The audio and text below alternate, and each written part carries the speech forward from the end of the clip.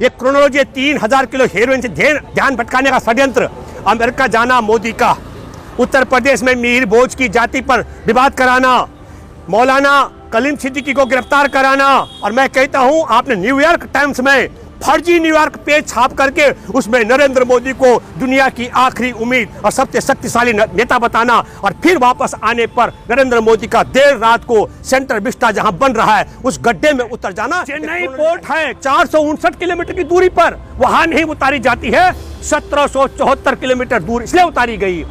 Gangavaram port में अदानी का 80% हिस्सा है, 20% हिस्सा किसी और कंपनी का है, इसलिए उसे स्मगलिंग का अड्डा नहीं बना सकते।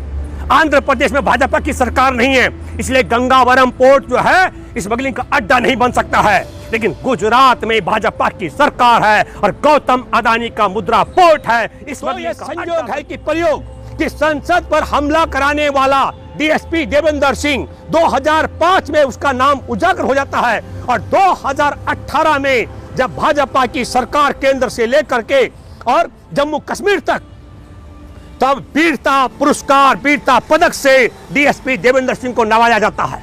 और फिर वो डीएसपी देवेंद्र सिंह जनवरी 2020 में राजधानी दिल्ली पर आतंकी हमला करने के लिए आता है और रास्ते में पकड़ा जाता है, और जनवरी में पकड़ा गया दिल्ली को दहलाने के लिए, और जून में उसकी दिल्ली पुलिस जमानत करा देती है। दिल्ली पुलिस चार्जशीट भी कोर्ट में जमा नहीं।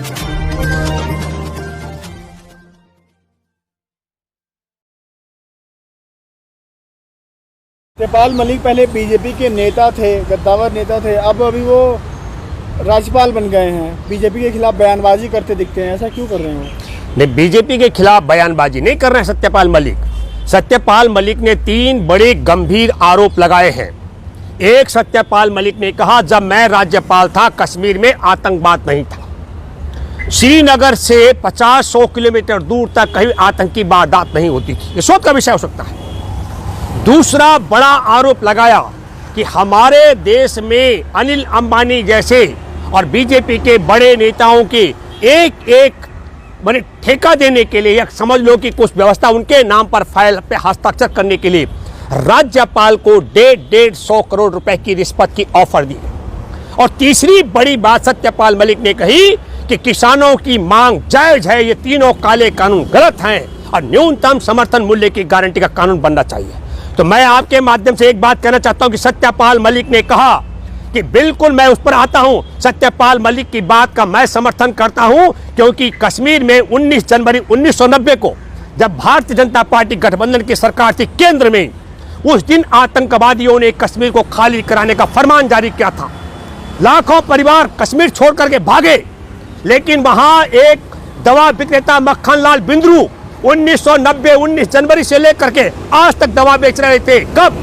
जबकि भारत की सरकार ने धारा 370 हटा दी आतंकवाद की कमर तोड़ने के नाम पर, 2016 में नोटबंदी करा दी आतंकवादियों की कमर तोड़ने के नाम पर। उसके बाद मक्खन लाल बिंद्रू की हत्या हो जाती है, जबकि केंद्र में भाजपा की सरकार बनती है।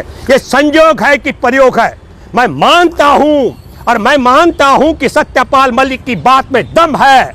हमारे राष्ट्र की राजधानी संसद भवन पर 2001 में दिसंबर में आतंकी हमला होता है, और आतंकी हमले में अफजल गुरु का जो फांसी से पहले अफजल गुरु ने डीएसपी देवेंद्र सिंह का जिक्र किया था, और वो डीएसपी देवेंद्र सिंह 2005 में साउथ वेस्ट की स्पेशल ब्रांच के पुलिसकर्मियों ने 7 आतंकवादियों को गिरफ्तार किया था। उन 7 आतंकवादियों में एक आतंकवादी AK-47 थी उनके पास, उनमें एक आतंकवादी के पास एक चिट्ठी थी डीएसपी देवेंद्र सिंह की कि इस आतंकवादी को कहीं भी आने जाने की छूट दी जाए। तो यह संयोग है कि प्रयोग कि संसद पर हमला कराने वाला डीएसपी देवेंद्र सिंह 2005 में उसका नाम उजागर हो जाता है, और 2018 में जब भाजपा की सरकार केंद्र से लेकर के और जम्मू कश्मीर तक, तब वीरता पुरस्कार, वीरता पदक से डीएसपी देवेंद्र सिंह को नवाजा जाता है। और फिर वो डीएसपी देवेंद्र सिंह जनवरी 2020 में राजधानी दिल्ली पर आतंकी हमला करने के लिए आता है और रास्ते में पकड़ा जाता है, और जनवरी में पकड़ा गया दिल्ली को दहलाने के लिए, और जून में उसकी दिल्ली पुलिस जमानत करा देती है। दिल्ली पुलिस चार्जशीट भी कोर्ट में जमा नहीं करती है। ये संयोग है कि प्रयोग है। संसद पर हमला कराने वाला डीएसपी देवेंद्र सिंह, जिसका अफजल गुरु ने जिक्र कर दिया था, जिसको फांसी पे लटकाया गया जिस युवा को, और जिसका खुलासा 2005 में गिरफ्तार 7 आतंकवादियों से हो चुका था, उसको वीरता पदक का पुरस्कार से क्यों नवाजा गया? ये बताना चाहिए नरेंद्र मोदी को, मोहन भागवत परिवार को बताना चाहिए, ये अमित शाह को। मैं मानता हूं कि ये संयोग नहीं है, ये प्रयोग है। जब भारतीय जनता पार्टी की गठबंधन की सरकार थी तब 2021 में मक्खनलाल बिंद्रू की हत्या होती है। जो शिक्षिका वहां पर सिख परिवार की मुस्लिम बेटे को लड़के को पाल उसका मदद करती थी, उसकी हत्या होती है। चुन करके दलितों की हत्या होती है। ये संयोग नहीं कि प्रयोग है। मैं दूसरा जिक्र करता हूं, हमारे देश में दिसंबर 1999 में भारत की जेल में बंद आतंकवादियों को कंधार पहुंचाया जाता है। तब भारतीय जनता पार्टी की केंद्र में सरकार थी और कंधार मतलब अफगानिस्तान में तालिबान की सरकार थी। मैं मसूद अजहर का जिक्र कर रहा हूं। उसके साथ 2 और आतंकियों को छोड़ा गया जो पाकिस्तान में बैठ करके हिंदुस्तान के खिलाफ युद्ध कर रहे हैं। और 2021 में 15 अगस्त को सरकार बनती है तालिबान की अफगानिस्तान में, और 16 सितंबर को भारत में हमारे देश के मुद्रा पोर्ट गुजरात में जहां भाजपा की सरकार है, गौतम अदानी के मुद्रा पोर्ट पर 3000 किलो हेरोइन आ जाती है। 3000 किलो हेरोइन जिसकी कीमत 2 खरब 10 अरब रुपए, 2 खरब 10 अरब रुपए की हीरोइन। आपको बताऊं, विजयवाड़ा के सुधाकर और वैशाली की छोटी सी कंपनी है, उनकी हैसियत 2 खरब 10 अरब रुपए की हेरोइन मंगाने की नहीं है। तो मैं ये जिक्र इसलिए कर रहा हूं कि गौतम अदानी का जो मुद्रा पोर्ट है वो विजयवाड़ा से 1774 किलोमीटर दूर है। 1774 किलोमीटर दूर वो अब हेरोइन उतारी जाती है, जबकि विजयवाड़ा के पास में गंगावरम पोर्ट भी है 350 किलोमीटर की दूरी पर, वहां नहीं उतारी जाती है। चेन्नई पोर्ट है 459 किलोमीटर की दूरी पर, वहां नहीं उतारी जाती है। 1774 किलोमीटर दूर इसलिए उतारी गई। गंगावरम पोर्ट में अदानी का 80% हिस्सा है, 20% हिस्सा किसी और कंपनी का है, इसलिए उसे स्मगलिंग का अड्डा नहीं बना सकते। आंध्र प्रदेश में भाजपा की सरकार नहीं है, इसलिए गंगावरम पोर्ट जो है स्मगलिंग का अड्डा नहीं बन सकता है। लेकिन गुजरात में भाजपा की सरकार है और गौतम अदानी का मुद्रा पोर्ट है, स्मगलिंग का अड्डा बन चुका है। और मैं फिर कहना चाहता हूं, ये संयोग है कि प्रयोग है।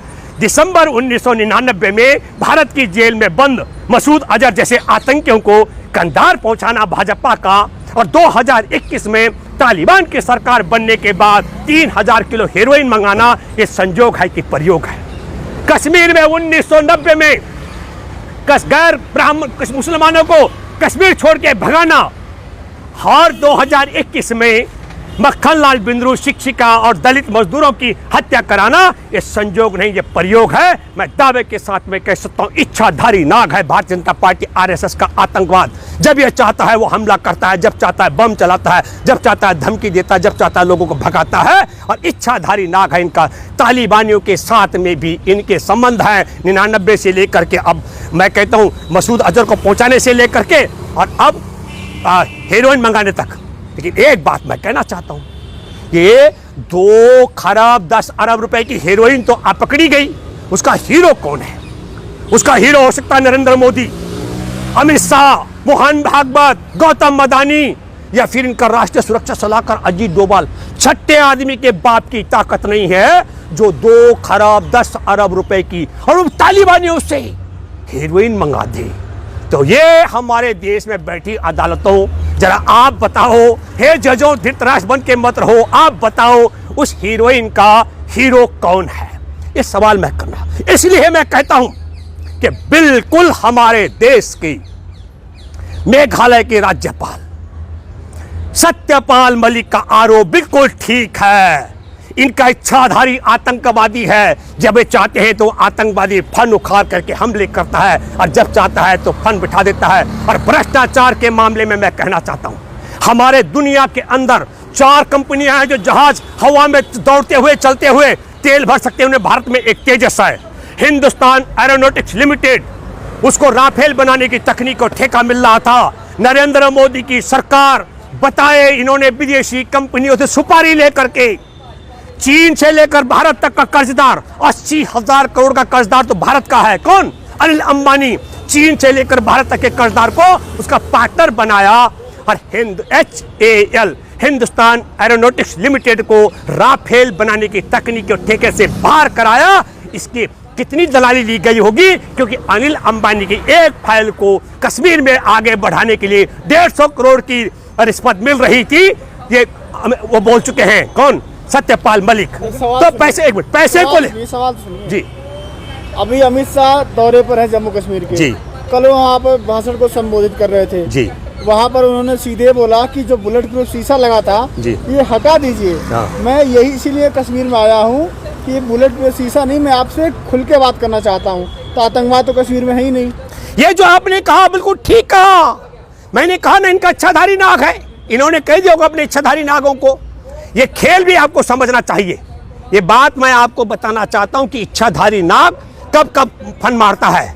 जिस दिन 3000 किलो हेरोइन पकड़ी गई मुद्रा पोर्ट पर, उसके बाद आपने देखा बिन बुलाए नरेंद्र मोदी अमेरिका जाते हैं। जिस दिन अमेरिका गए नरेंद्र मोदी, भारत में 26,000 कोरोना के नए मामले उजागर हुए थे। हमारे देश के अंदर संजोग है कि प्रयोग है।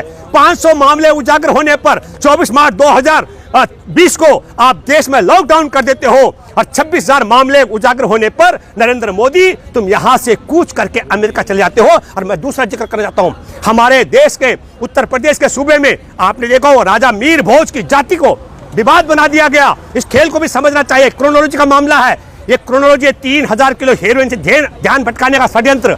अमेरिका जाना मोदी का, उत्तर प्रदेश में मीर भोज की जाति पर विवाद कराना, मौलाना कलीम सिद्दीकी को गिरफ्तार कराना।